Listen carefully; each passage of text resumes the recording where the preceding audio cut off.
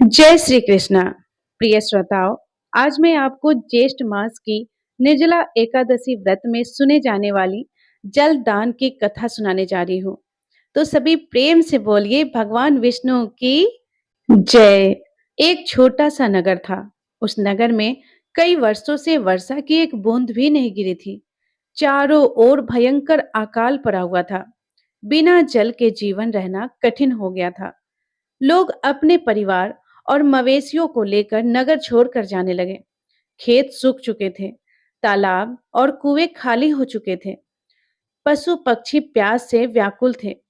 उस नगर के राजा ने निश्चय किया कि वह अपना नगर छोड़कर नहीं जाएगा।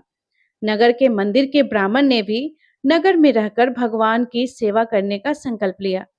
एक दिन राजा ने ब्राह्मणों से पूछा, हे ब्राह्मण देवता, क्या आप बता सकते हैं कि हमारे नगर में इस भयंकर अकाल का कारण क्या है? ब्राह्मण बोले, महाराज, इसका कारण कोई ज्ञानी महात्मा ही बता सकता है। तब राजा और ब्राह्मण दोनों एक महान संत के आश्रम में पहुंचे। उन्होंने संत को प्रणाम किया और विनम्र होकर उनके सामने बैठ गए। संत ने उनके आने का कारण पूछा।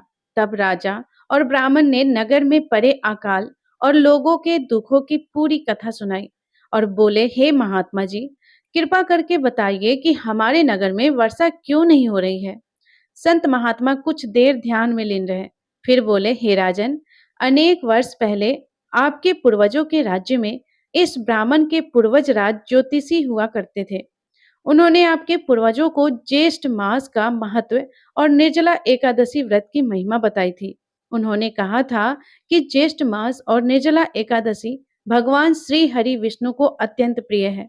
इस महीने में कुएं, बाबरिया और प्याऊ बनवाने चाहिए। प्यासों को जल पिलाना चाहिए तथा जल, फल और शरबत आदि का दान करना चाहिए।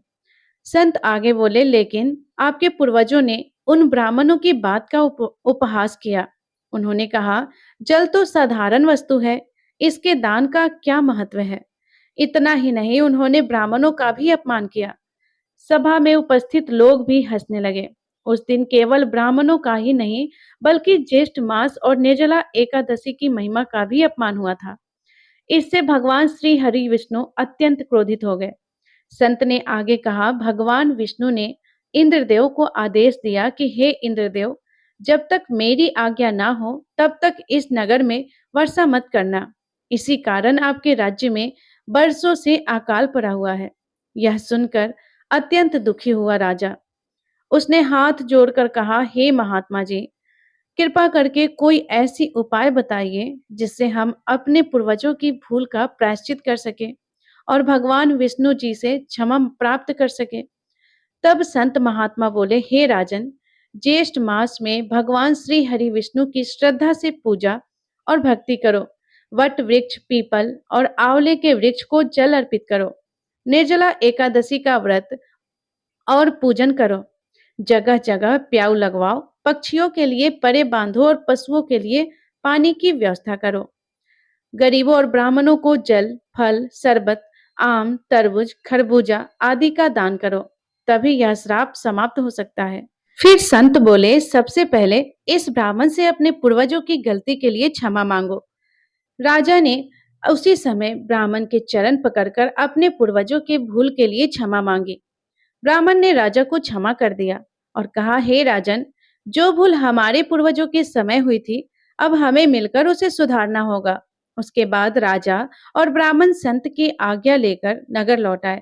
राजा ने अपनी पूरी प्रजा के साथ ज्येष्ठ मास में आने वाली निर्जला एकादशी का श्रद्धा पूर्वक व्रत किया। नगर में जगह जगह पियाऊ लगवाए गए। गरीबों को फल और जल का दान दिया गया। पशु पक्षियों के लिए पानी की व्यवस्था की गई और भगवान विष्णु का भजन कीर्तन होने लगा। कुछ ही दिनों के बाद ज्येष्ठ मास की पूर्णिमा के दिन पूरे नगर में घनघोर काली घटाएं छा गई। यह देखकर सभी लोग भगवान श्री हरि विष्णु और इंद्रदेव की स्तुति करने लगे। तभी तेज वर्षा शुरू हो गई। सूखी धरती हरियाली से भर उठी। लोग आनंद से झूम उठे और भगवान का धन्यवाद करने लगे। उसी रात राजा को सपने में अपने पूर्वज और गुरु दिखाई दिए। वह प्रसन्न होकर बोले, पुत्र, आज तुम्हारी भक्ति और पुण्य के कारण हमें मुक्ति प्रदान हुई है। अब तक हम अपने अपराधों के कारण कष्ट भोग रहे थे। तुम्हारे द्वारा किए गए ज्येष्ठ मास के पूजन, दान पुण्य और निर्जला एकादशी व्रत के प्रभाव से हमें वैकुंठ धाम की प्राप्ति हुई है। यह सुनकर राजा की आंखों में आनंद के आंसू भर आए। उन्होंने भगवान श्री हरि विष्णु को बार बार प्रणाम किया और जीवन भर धर्म, दान और सेवा के मार्ग पर चलने का संकल्प लिया। हे भगवान विष्णु, ऐसे ही अपनी कृपा अपनी भक्तों पर सदा बनाए रखना। सभी प्रेम से बोलिए विष्णु भगवान की जय। प्रिय श्रोताओ, अब सुनते हैं निर्जला एकादशी व्रत की कथा। यह ऐसी निर्जला एकादशी है जिसका पालन करने से अन्य सभी एकादशियों का फल मिल जाता है। तो चलिए, ऐसी परम पवित्र पांडव निर्जला एकादशी के उपलक्ष्य में हम उसी से जुड़ी एक सुंदर पौराणिक कथा का श्रवण करते हैं। पौराणिक कथा के अनुसार एक बार वेद व्यास जी और भीमसेन के बीच में एक विशेष संवाद होता है।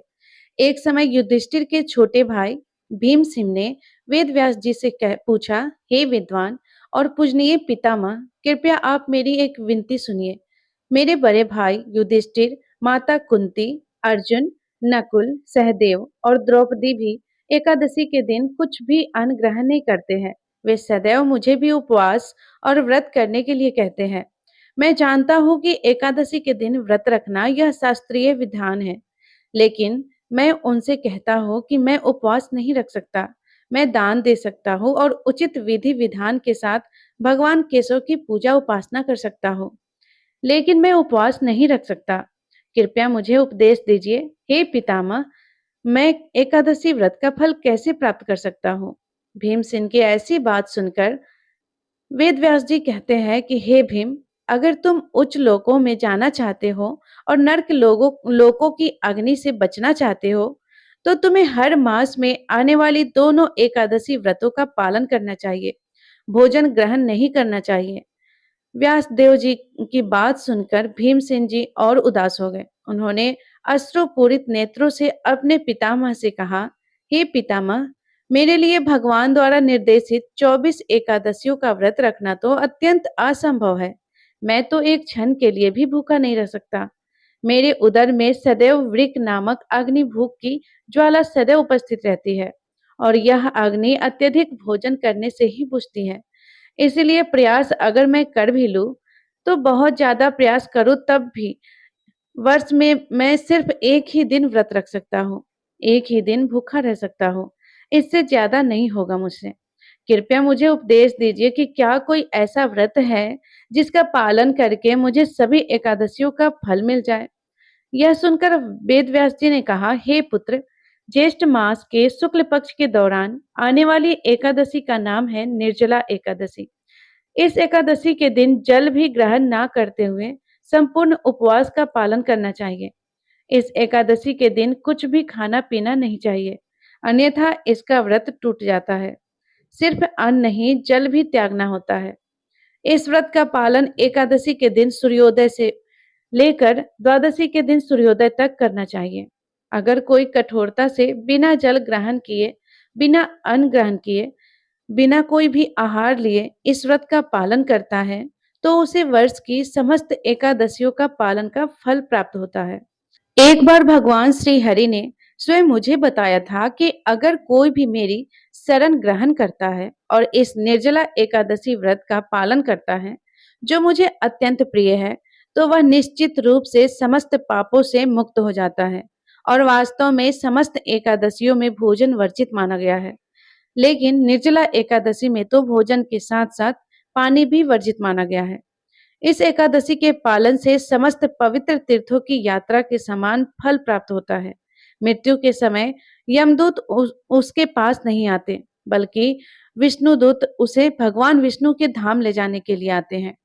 महर्षि व्यास देव जी की यह बात सुनकर भीमसेन ने निश्चय किया कि अब से वह ज्येष्ठ मास के शुक्ल पक्ष में आने वाली निर्जला एकादशी का पूर्ण श्रद्धा और नियम से पालन करेंगे, और उन्होंने वो व्रत आरंभ कर दिया। और इसीलिए इस व्रत को पांडव निर्जला एकादशी या भीम एकादशी के नाम से भी जाना जाता है। इस एकादशी का पालन करने से सुमेरु या मंदर पर्वत के समान पाप कर्मों का फल का नाश हो जाता है। स्वयं भगवान श्री कृष्ण ने घोषणा की है कि पवित्र नदी में स्नान, दान देना, वैदिक मंत्रों का जप यज्ञ करना इस निर्जला एकादशी के दिन अमोघ हो जाता है। उसका अनंत गुना अधिक और अक्षय पुण्य फल प्राप्त होता है। श्रद्धा और प्रेम पूर्वक अगर कोई व्यक्ति इस पांडव निर्जला एकादशी की व्रत कथा का श्रवण भी कर लेता है, सुन भी लेता है या फिर उसका पाठ भी कर लेता है, तो उसे भी वैकुंठ धाम की प्राप्ति होती है। तो प्रिय श्रोताओ, ये थी निर्जला एकादशी की व्रत कथा। प्रिय श्रोताओ, क्या आपको पता है कि एकादशी के दिन सभी जगह पूरे वर्ष में एकादशी व्रत का पालन किया जाता है। वहीं पे जगन्नाथपुरी में एकादशी व्रत का पालन तो किया जाता है, लेकिन वहां पर एकादशी माता को उल्टा लटकाया जाता है। ऐसा क्यों? ये जानने के लिए हम अपने चैनल पे इसकी कथा अपलोड कर चुके हैं। तो इसको जानने के लिए आप इस कथा को जरूर सुनिएगा। इस कथा में एक ऐसे भगवान विष्णु के भक्त का वर्णन है जिसे सुनकर आपका भी दिल, रूह कांप जाएगा। तो इस कथा को जरूर सुनिएगा। तो प्रिय श्रोताओ, ये कथा आपको कैसी लगी? अगर पसंद आई हो तो वीडियो को लाइक जरूर कीजिएगा और कमेंट बॉक्स में जय श्री हरि विष्णु लिखकर भगवान विष्णु का आशीर्वाद जरूर प्राप्त कीजिएगा। यहाँ तक सुनने के लिए आपका दिल से धन्यवाद। और यदि आप अभी तक हमारे चैनल को सब्सक्राइब नहीं किया है, चैनल पे पहली बार आए हैं, तो चैनल को सब्सक्राइब जरूर कर लीजिएगा, क्योंकि हमेशा आपको इस चैनल पे हर व्रत की जुड़ी हुई कथाओं सुनने को मिलेगा। धन्यवाद। राधे राधे। जय श्री कृष्णा। आप सभी का दिन शुभ हो।